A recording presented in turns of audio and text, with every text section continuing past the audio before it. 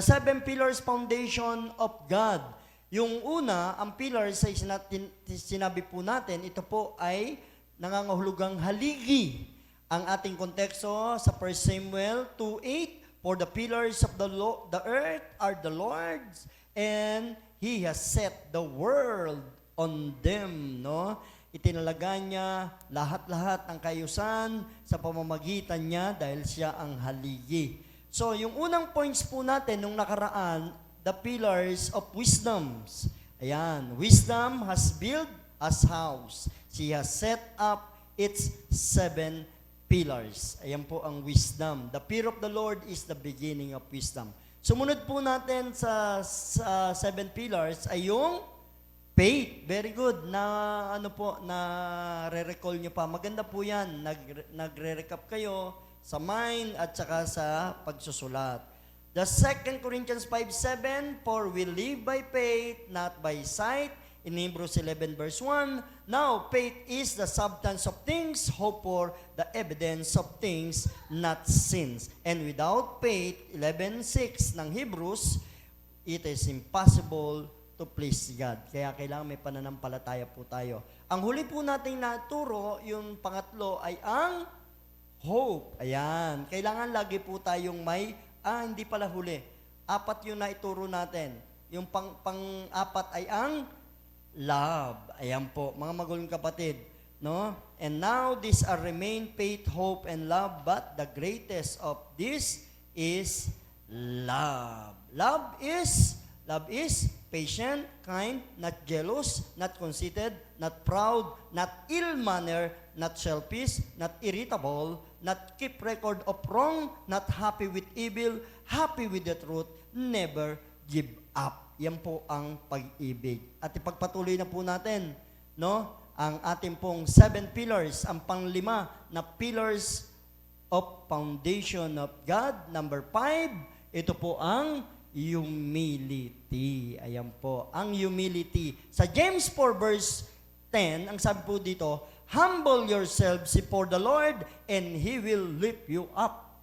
Magpakababa kayo sa harapan ng Diyos at Kanya kayong itataas. So, tinataas ng Diyos ang mga taong nagpapakababa sa harapan niya. What do you mean by humility? Mga magulang kapatid, ito ba yung, opo, sige na po, hindi na po?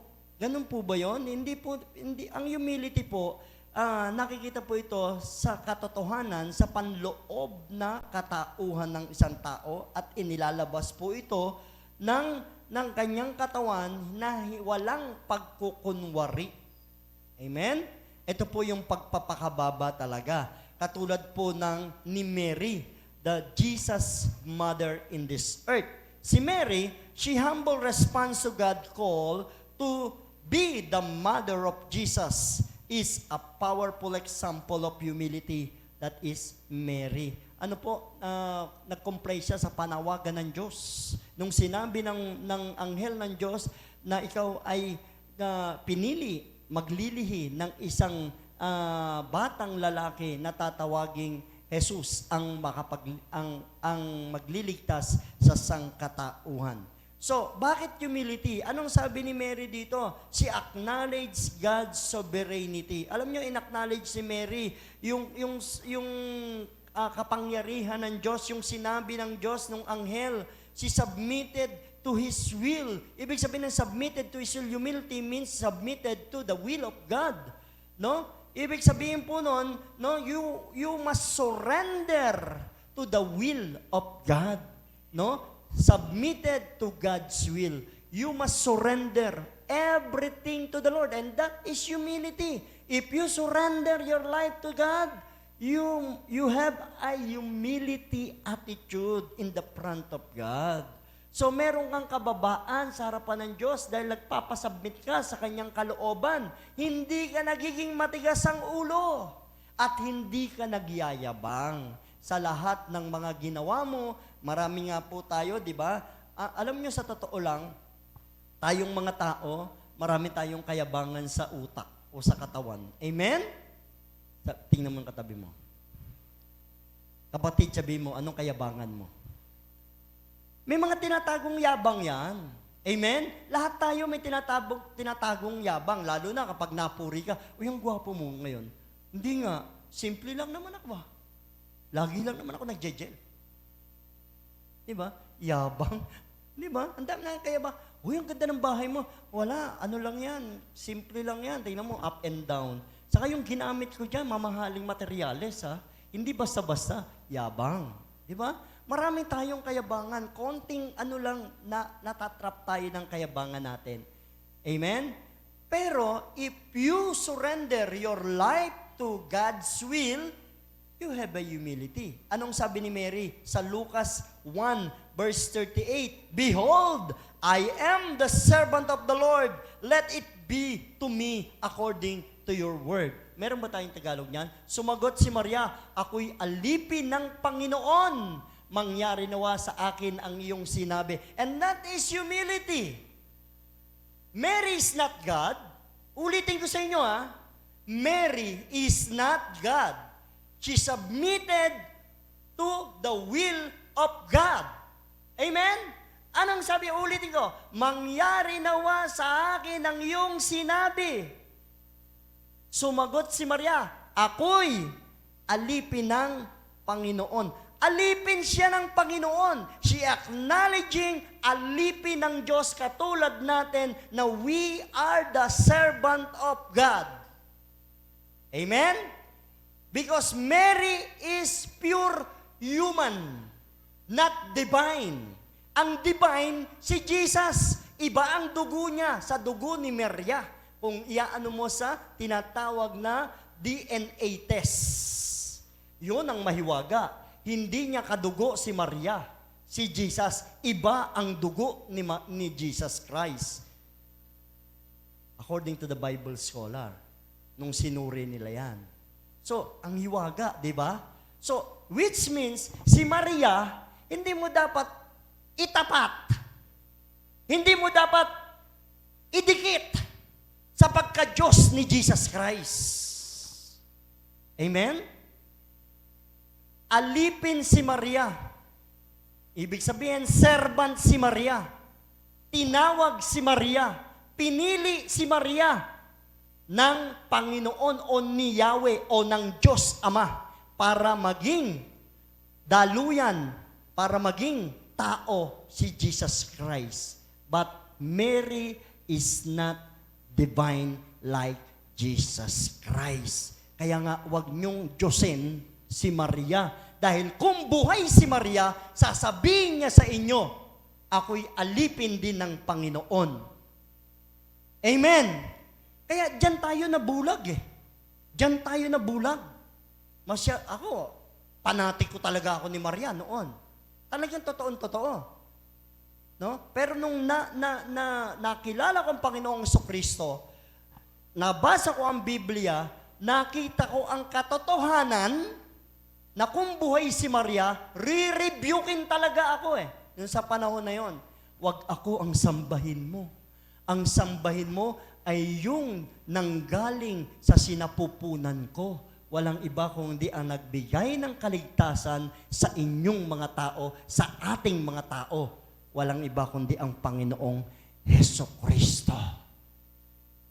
Malinaw ang Acts 4 verse 12. Sa silong ng langit na walang ibang pangalan na ibinigay ang Ama na isukat ikaligtas ng masang katauhan ng maraming mga tao kung hindi ang pangalan ni Jesus Christ. Only Jesus Christ. Kaya nga itong church na to, the doctrine of this church ng Holy Trinity Covenant Church, si Jesus Christ lang.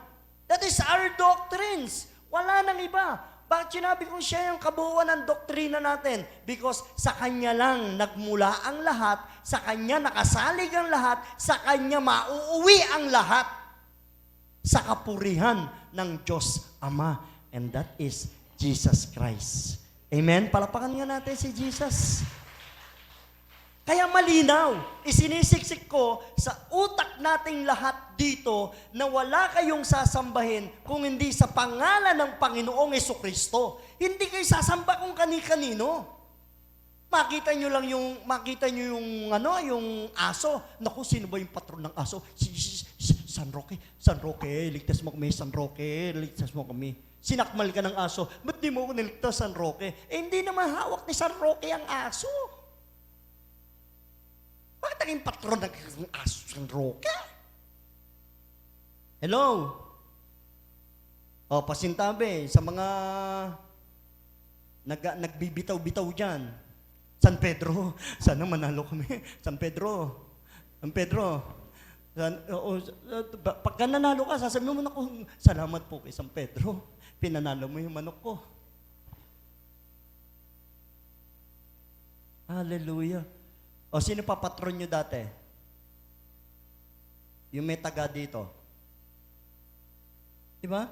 Hindi ko inaano yung mga patron-patron. Dahil galing ako dyan eh. Pero ang gusto kong i-insist, gusto kong ipaliwanag na walang ibang pangalan na ibinigay ang Biblia, ang Diyos Ama, sa silong ng langit na ikinaligtas ninyong lahat, ikinaligtas nating lahat, at nagpatawad sa lahat ng ating kasalanan, bumuno ng napakaraming hirap. Walang ibang pangalan kung hindi si Heso Kristo. Siya lang ang kaligtasan. Wala nang iba. Wala nang iba, mga kapatid. Tinuldo ka na yan sa John. Ako ang daan, ang katotohanan, at ang buhay.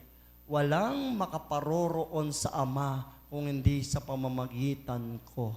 Ibig sabihin, kahit anong tawag mo kay Ama, kahit anong tawag mo sa Diyos Ama, kung hindi ka daraan, hindi mo kikilalanin ng Diyos Anak, hindi ka magpapasubmit sa kalooban ng anak o sa pangalan ng anak, wala rin. Hindi ka makakapunta sa langit. Parang walang iniwan niyang gusto mo umabroad. Amen. Gusto mo umabroad. Anong kailangan mo? Passport. Para ma-abroad. Amen? Ganun din naman.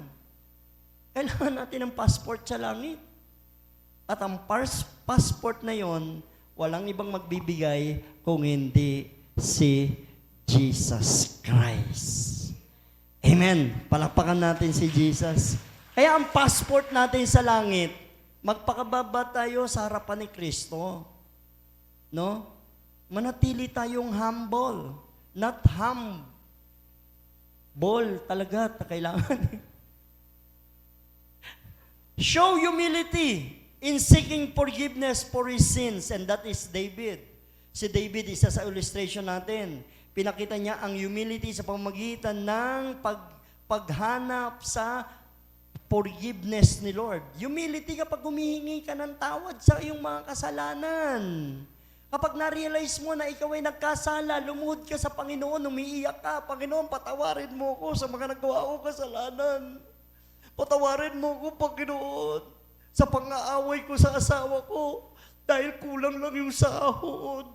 Patawarin mo ko, Panginoon, dahil nabatukan ko yung anak ko, nasigawan ko yung anak ko, namura ko yung anak ko. Kapag ikaw ay lumuhod sa Panginoon sa ganung bagay, meron kang humility. Si David, gano'n, nung nagkasala si David, mga magulong kapatid, siya po ay naghinanap ang kapatawaran ng Diyos. In Psalms 51, he poured his heart out to God in repentance. Meron ba yan? Psalms awit 51.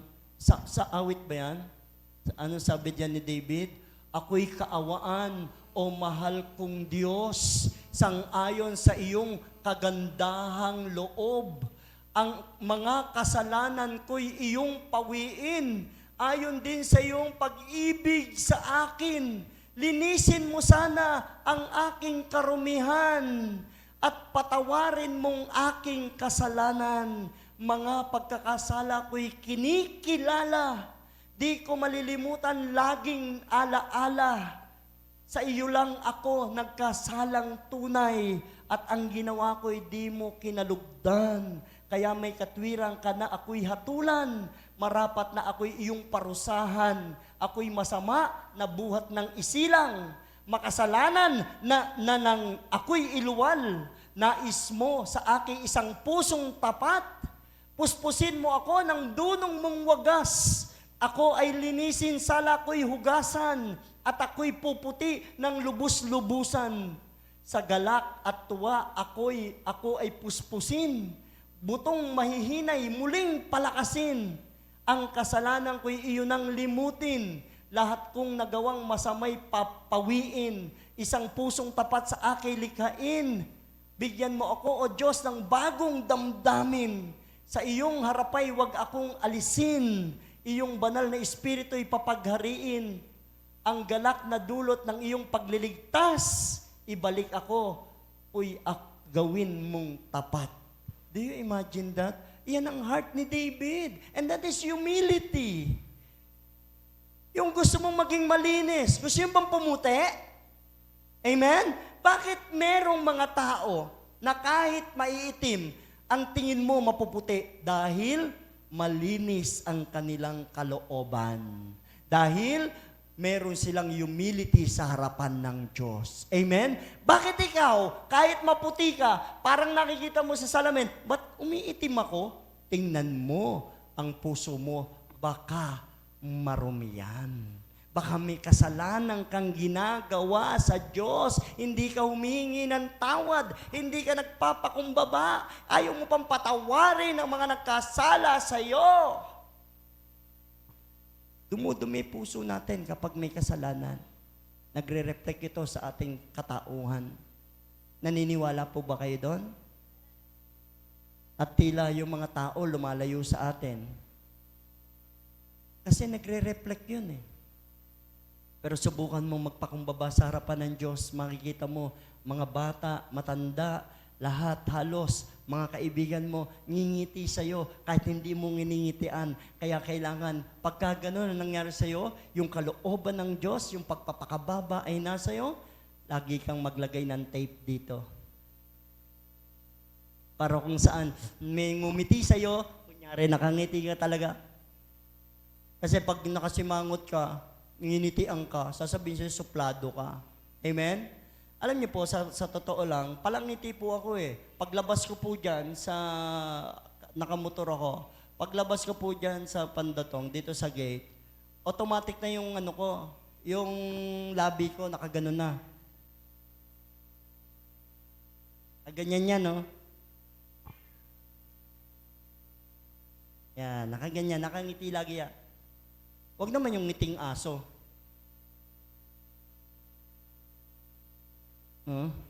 So, ibig sabihin yung maging totoo tayo. Amen? So, purihin ng Panginoon, and that is one of the 5 pillars of the foundation of God. Number 6, obedience. Ito po ang isa pa sa haligi ng pananampalataya po ng ating pong pagiging Kristiyano. Ang pillars, ito ay ang pagsunod. Obedience. Mga magulang kapatid, wala na pong tatalo pag sinabing obedience. Ang illustration natin ay walang iba kundi si Abraham. Amen? Abraham have unwavering obedience to God's call. Hindi nag-aalinlangan si Abraham sa pagsasabi ng Diyos sa kanya, pumunta ka doon sa lugar na yon. Hindi siya nag-alinlangan sa Diyos.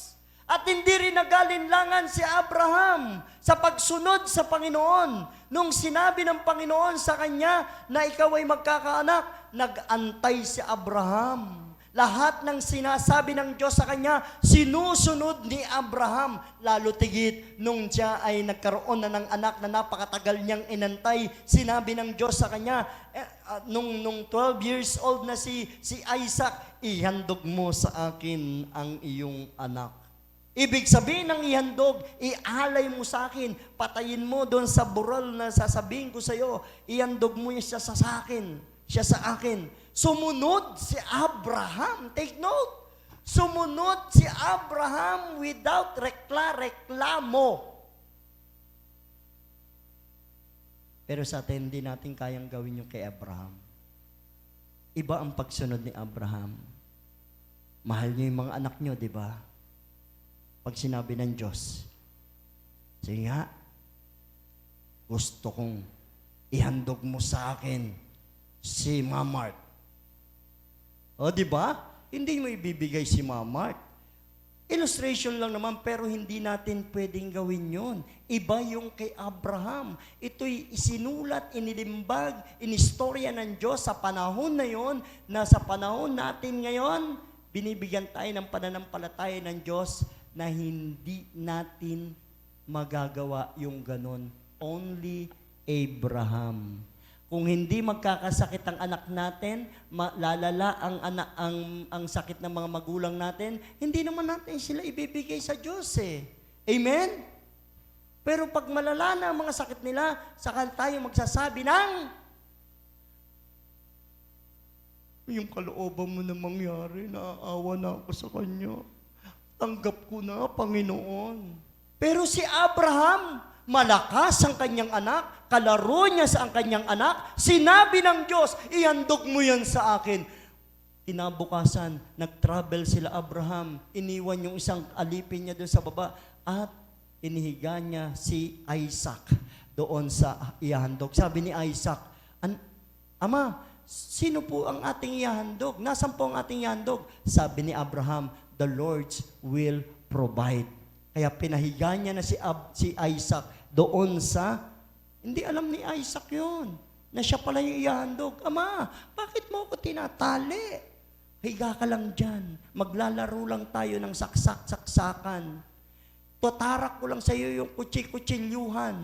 Huwag kang mag-alala, anak. Ang Diyos ang maghahandog. Para praise lang naman yan. Wala din sa Bible yun. Pero inihiga niya. Nung inihiga niya, tahimik na tahimik si Isaac. Ang saya-saya pa ni Isaac. Do you imagine that? Matinding pagsunod yon. At nung tangka ng sasaksakin ni Abraham, si Isaac, ang sabi ng Diyos, huwag mong patayin ang bata. Nakapasa ka sa pagsubok. Biglang nakita ni Abraham ang isang ram o isang tupa na iyahandog nila. The Lord will provide. Kapag na-test ng Lord ang iyong obedience, the Lord will provide. Amen! Praise God! Ibibigay sa iyo ng Diyos ang ihahandog mo sa Kanya. Amen? Panginoon, wala po akong ihahandog ngayon sa offering, tsaka po dito sa Kisame. Panginoon, sabi ng Panginoon sa iyo, sumunod ka. Ihandog mo ang iyong isang pusa. Mamaya, patayin mo ang iyong pusa. Lord, paborito ko si Jerry. Yung pusa po namin, pangalan Jerry. Pag sinabi mong, Jerry, meow, kumakanta pa rin po yung. Pag sinasabayan po sila sa pagkanta, nagugulat nga ako doon sa pusang yun eh. Ngayon sabi ko, dahil umiihi sila sa pulpito, itapon yan mamaya. May nagreklamo, pwede po bang iiwan nyo si Jerry? May abogado? May mga abogado po yung pusan dito. Kaya hindi ko ma-dispatcha. Pero ako, gusto ko itapon sila eh. Pero ang dami pong abogado dito. Kanya-kanyang ang padrino. Yung si founder, ibig sabihin, may kwento ko lang, yung founder namin, tahimik na pusa, nagsi-CR po siya doon sa dito mismo sa CR ng boys, doon siya umiihi. Doon siya umiihi talaga. Yung pusang yan. So, na-train. Pero siya, ang gusto kong itapon, founder kasi, siya ang pinagmula ng napakaraming pusa dito sa Pandatong. Akalain mo ang tanda-tanda na kung lumakad pa. Paano hindi magugusto ng mga barako? Kapapanganak lang, sinampahan na agad. Do you imagine that? Alam nyo, gusto ko sila itapon pero may mga attorney sila. Pag sinabi ng Lord, ihandog mo si Jerry sa akin. Anong sasabihin mo? May hinihingi ka sa Lord, kailangan si Jerry ihandog mo sa Lord. O, di ba? Kahit masakit sa'yo, gagawin mo, hindi. Gagawin, hindi. Gagawin kasi hayop yan eh. Subukan mo, ihandog mo yung apo mo sa akin. Oy? Kahit ganun yung apo ko, mahal ko yun. Amen? Bato-bato sa langit, tamang bukol. Amen? Hindi natin kaya. Pero, sa maliit na pagsunod, sa maliit na sinasabi ng Diyos na ikaw ay magpakabait na, sumunod ka sa Diyos at may gantimpala ang Diyos sa'yo. Amen! Maliit lang sinasabi ng Diyos. Talikdan mo yung kasalanan mo. Manumbalik ka sa akin. At meron akong ipoprovide sa'yo. Hallelujah! Mahirap ba yun? Obedience is one of haligi ng ating pagiging Kristiyano. So, si Mary, sa Mother of Jesus again, she surrendered to the will of God, obedience pa rin yun. If you surrender to the will of God, sumusunod ka sa Panginoon, hindi matigas ang ulo mo. Minsan titigas ang ulo natin eh. Sabi mo nga sa katabi mo, kapatid, matigas ba ulo mo talaga? Kayo nakakakilala sa kapatid nyo. Amen. Kayo nakakakilala sa kanya. Tigas ang ulo, no? Tigas, talaga. Ay, tigas ang ulo natin mga Kristiyano. Naturuan tayo mga Kristiyano. Yung iba hindi. Oh, mayroong mga Kristiyano na napakasinungaling, no? Yung mga nakaupo sa pwesto, sinungaling pa rin. Alam nyo, obedience, surrendering to the will of God. And last but not the least, ito ang isa sa pillars na gusto ng Diyos, no? Na panghawakan yung haligi. Yung hindi kayo hihinto, hindi kayo titigil sa pagiging Kristiyano nyo. Anuman ang mangyari, anumang sitwasyon ng buhay, magpapatuloy kayo bilang Kristiyano. Hindi kayo magle-left turn o magra-right turn. Kung hindi, diretso lang kay Kristo. Yun ay walang iba kundi ang tinatawag na perseverance. Mga magulong kapatid, kailangan po natin sa panahon ngayon ang perseverance. Ano po ba yung perseverance? Yung pagtsatsaga, yung enduring, no? Yung hindi ka tumitigil na kahit anumang mangyayari, no? Paglilingkuran mo pa rin si Kristo. Kaya nga sabi ko nga po sa inyo, may isang kanta na dating paborito ko, hindi pa natin naawit dito. Kasi baka itest kayo, biglang-bigla. Hindi nyo makanta na talaga yung kantang yon. Ano mang mangyari, maglilingkod sa'yo. Ano mang mangyari, susunod sa'yo. Pupurihin, ngalan mo'y laging sasambahin. Ano mang mangyari. Diba? Nais mo'y gagawin, aking Panginoon. Kanta namin yan, no, nasa GIL portion ako. Tama ba, Tilot? Kanta ng GIL dati yan. Umiiyak ako dyan. No? Ano mang mangyari, umiiyak ako. Maglilingkod sa'yo, ano mang mangyari. Kaya katakot-takot na nangyari sa buhay ko. Sukat pa lang, ano mang mangyari. Diba, inawit, lagi ko inawit, ano mang mangyari. O ano nangyari? Ayan. Iwan ka ang kayawa mo. Ano man nangyari? Ayan. Pero ang lahat ng pangyayari sa buhay mo, anumang mangyari, kalooban ito ng Diyos. Walang kalooban ng Diyos sa buhay mo na hindi maganda. Kapag Kristiyano ka, totoo ka sa Panginoon, kahit ano pang mangyari, kalooban ng Diyos ang nangyayari sa buhay mo. Kahit pinaunawa sa akin ng Diyos, sino man mag-iwan sa iyo, sino mang mga taong kasama mo, iiwanan ka nito, pero ako, hindi kita iiwan, hindi kita pababayaan. Lahat tayo maiiwan, lahat tayo sa mundong ito, iiwanan ng mga taong kasama natin. Minsan, baka ikaw pa mauna, ikaw mag-iisa. Amen? Parang kailan lang, tatayog to kasama ni Nanay Linda. Amen? Masakit. mapait. Pero dahil sinabi ng Diyos kay nanay, nandito ako kasama mo. Hindi kita iiwan, hindi kita pababayaan. Kaya kahit nag-iisa siya, may kasama siya. Amen? Sino ba sa inyo ang mga iniwan ng mga mahal niyo sa buhay? Pero nakarecover kayo. The Lord will give you joy and peace. At natanggap ninyo na balang araw, lahat tayo mawawala sa mundo. Walang permanente. Ang gusto ko lang ipaiwatig sa inyo, mas lamangan ninyo ang pag-ibig nyo sa Panginoon nang sa ganon matanggap ninyo ang mga bagay na mawawala sa inyo. Pero kung nakapokus kayo sa mga bagay na nakikita natin sa mundo, titigil kayo, hihinto ang buhay nyo, at iiyak na lang kayo, isama mo na ako dyan, dalawa, huwag mo ko iwan siya. Nung tinulak ka, bakit niyo ko tinulak? Kunyari ka lang, sama mo ako. Pero ang totoo, hindi na, ayaw mo naman, ayaw pa mamatay eh. Diba? Pero mapatay na yun. Kinuwanan ng Diyos yun eh. Tanggapin mo. Maging maluwag sa kalooban mo. Like my mother, like my father. Harapan ko, nakita ko, pinuntahan ko.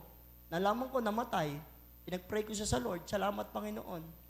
Kasi yung kahilingan niya na hindi niya siya ma-hospital at parang natulog na lang siya o whatever. Nakaupo siya, nagpapaligo ng apo niya. Naikwento ko na to eh. Paulit-ulit lang ako. Gusto kong ikwento kasi nakaka-bless ang pag-ibig ng Diyos sa buhay ko, sa buhay ng mother ko. Nakaupo siya, nagpapaligo ng apo. Tapos, ayun na, patay na pala. Hindi na pala, nakaganda lang siya, nakaupo lang siya. Ginawa siya ng Lord at the age of 70, 71, whatever. So, ang sarap mamatay na ganun lang. Amen? Madali lang pong mamatay. Gusto niyo subukan?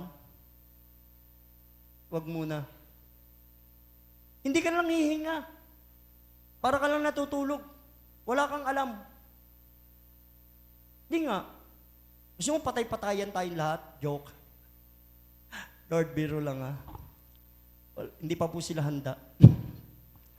Alam nyo, sa buhay na ito, kung hindi pa kayo handa sa pagharap sa ating Panginoong Kristo, okay lang. Pero sumunod tayo sa kalooban niya. Huwag tayong hihinto. Magpuri tayo sa Kanya. Amen? Parangalan natin ang pangalan niya. Katulad ni Job. Amen? Palapanan ng Panginoon. Si Job, despite of many trial circumstances, he remained faithful to God. He persevered. Si Job, nawala ang lahat ng bagay sa kanya, pati mga anak niya, ari-arian niya, pati kagwapuhan niya. Nawala kay Job kasi pumangit siya. Ang daming bukol-bukol, ang daming mga pigsa-pigsa kay Job. Pero anong sinabi niya? Ano? Hubad akong lumabas sa sinapupunan ng aking ina, hubad akong babalik sa alabok. Si Yahweh ang nagbigay, si Yahweh ang kukuha. Purihin si Yahweh. Sabi ni Job, wow! In any troubles, in any circumstances, mga magulang at kapatid, you must persevere. Magkaroon ka ng perseverance. Si Pablo, dito ako matatapos, endure a numerous trials and persecution in his ministry. Yet, he persevered, trusting God's strength and grace. Si Pablo, grabe nangyari sa kanya. Nung nakilala niya ang Panginoon, no? Dumagsa ang persecution sa kanya, dumagsa ang pagpapahirap sa kanya, ikinulong siya kahit walang kasalanan.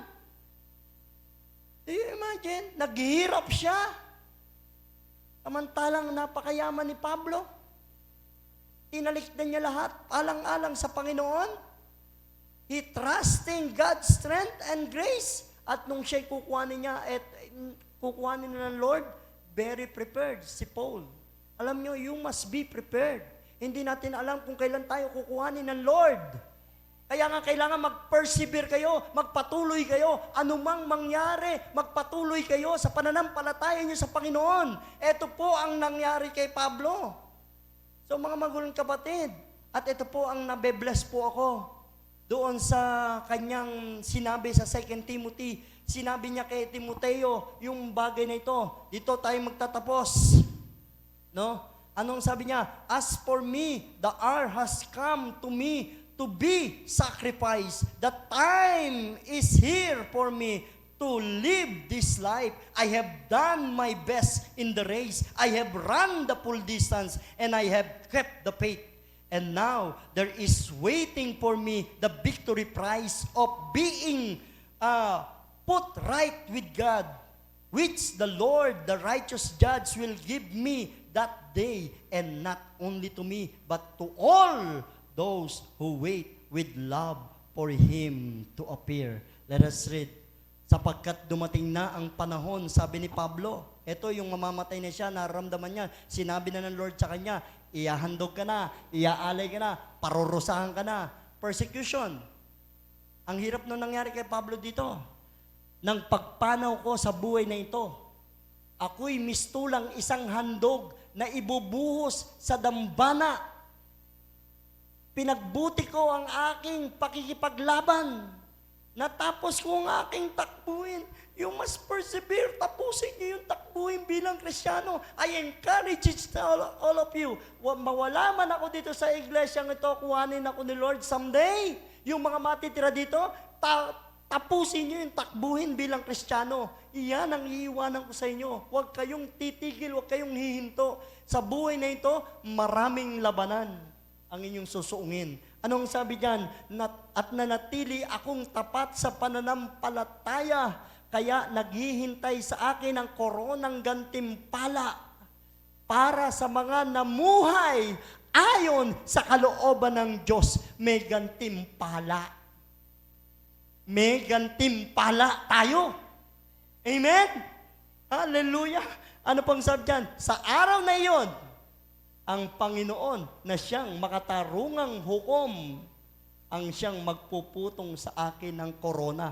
Hindi lang sa kanya, hindi lamang sa akin, sabi niya, kundi sa lahat ng nananabik sa kanyang pagbabalik. Palakpakan nga natin ang Panginoon.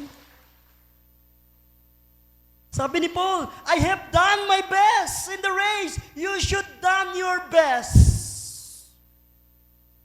Do your best. Habang buhay pa kayo. Si Paul, masaya pa siya. Alam niya, mamamatay siya. Alam niya, gigilitan na siya ng leeg o whatever. Iyahandog siya sa dambana, pagpipistan siya ng mga Roman people. Grabe. Kayo ang hinihingi lang sa atin ng Lord, magpatuloy lang kayo sa pagiging Kristiyano. Magpakabait tayo. Yun lang hinihiling ng Lord. Hindi na tayo kailangan pang makatulad kila Paul. Dahil sila ang mga illustration, the great illustration ng Diyos sa ating lahat, lalo tigit sa ating Panginoong Jesucristo. And I have run the full distance. Pinagbuti ko ang aking pagtakbo. Pagbutihin natin ang pagtakbo natin. Kapag kahit na may ingrown, tumakbo kayo. Ano ibig sabihin? Kahit na may mga masasakit, huwag niyong kakalimutan ng Diyos. Hallelujah. Konting sakit lang, nalilimutan na ang Lord. Amen? Huwag niyong kakalimutan na may Diyos. Siya ang sa inyo'y magpapagaling at magpapala. I have kept the faith. Sabi ni Pablo, I have kept the faith. Nanatili akong tapat sa pananampalataya. Huwag kayong meron lang. My dear brethren, baka mamaya mabalitaan ko, may relief po doon sa isang church sa'yo, no? Ay, doon muna ako sasamba kasi merong isang sakong bigas doon. Sa isang iglap, tapos dinoktrinahan kayo na si Kristo ay tao lang, si Kristo ay ganito, nadoktrinahan kayo dahil lang sa isang